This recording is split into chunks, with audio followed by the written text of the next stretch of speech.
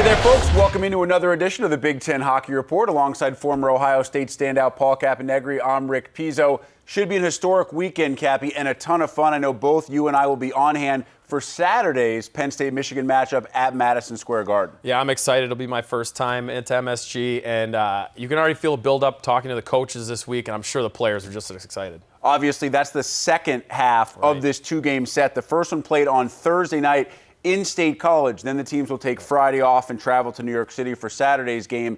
As you start to look at Thursday night, though, we always look at the goaltender situation for Penn State, because I think you and I both start to expect Guy Gadowski at some point to say, Eamon McAdam's my guy, but he continues to rotate, and it looks like it'll be Matthew Scoff on Thursday, McAdam on Saturday. Yeah, Rick, it's amazing. Talking to Guy Gadowski this week, he's so relaxed about his goalie situation. I think we're the only ones that really are worried about it, and he's gone back and forth with these guys. You know, talking to him last when we were there, he's just like, it's working for us right now. We're going with it. Both guys have been solid.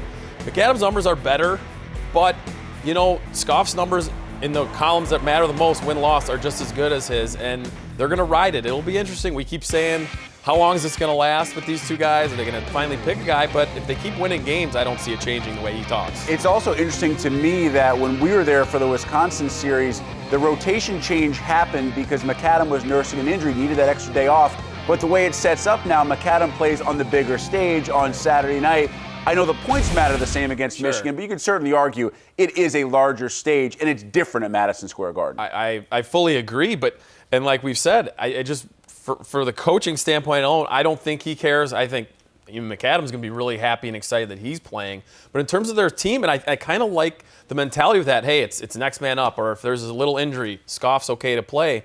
I think at this point in the season, those two guys are probably pretty comfortable with the situation that they have. I'm sure both of them would love to play all the games, but the fact that they know they're one playing Thursday tonight, and the other one's playing Saturday, I think they're relaxed and they know their role, and they're looking forward to that next game and know that's their game. As for the Michigan perspective, Wolverines will be without two key players on Thursday. Dexter Danks, Cutler Martin serving suspensions after the Ohio State fisticuffs. Martin will also miss Saturday's game at Madison Square Garden. And when you look back to that Ohio State series, Cappy, Michigan's offense was explosive, as it has been all year long. But they lose in a shootout in the first game in Columbus, and some of those old issues resurface, mainly on the defensive end, and you start to wonder as you get later and later in conference play, and especially looking ahead to the postseason, will that be a bigger issue for Michigan as the games get tighter? Time will tell. I mean, this offense is on a historic run. They're number one in the country, scoring goals. That top line is amazing, but it generally comes down to goaltending and defense. And it's not just defense, it's your forwards playing defense. Red Berenson in his teleconference yesterday talked about that. It's not just his goaltending and defense. It is the forwards coming back, making life easier. And also, when they have the puck, what does that mean? You're not on defense.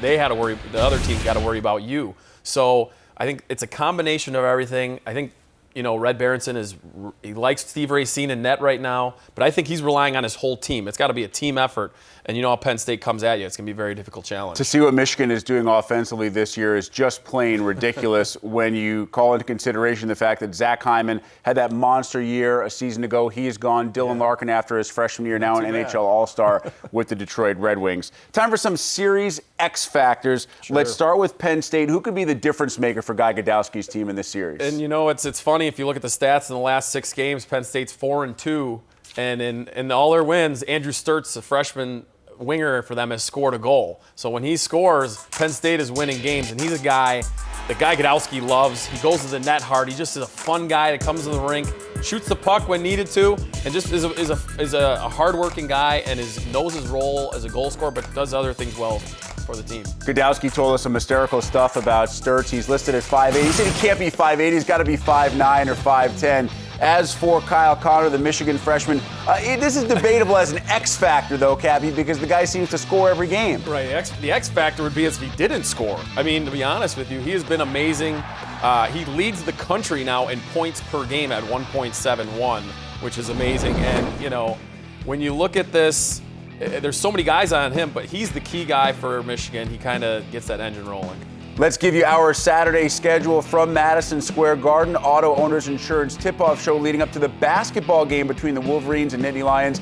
Then Cappy, Fred Pletch join me for the Big Ten Hockey pregame show, 6:30 Eastern, leading up to the puck drop between the Wolverines and Nittany Lions. Should be a very exciting Saturday. We cannot be there, and the entire evening will be wrapped up with the Big Ten finale presented by Reese's. For Paul Caponigri, I'm Rick Pizzo, as we wrap up this edition of the Big Ten Hockey Report and get ready to catch our flights to NYC for Big Ten Day at MSG.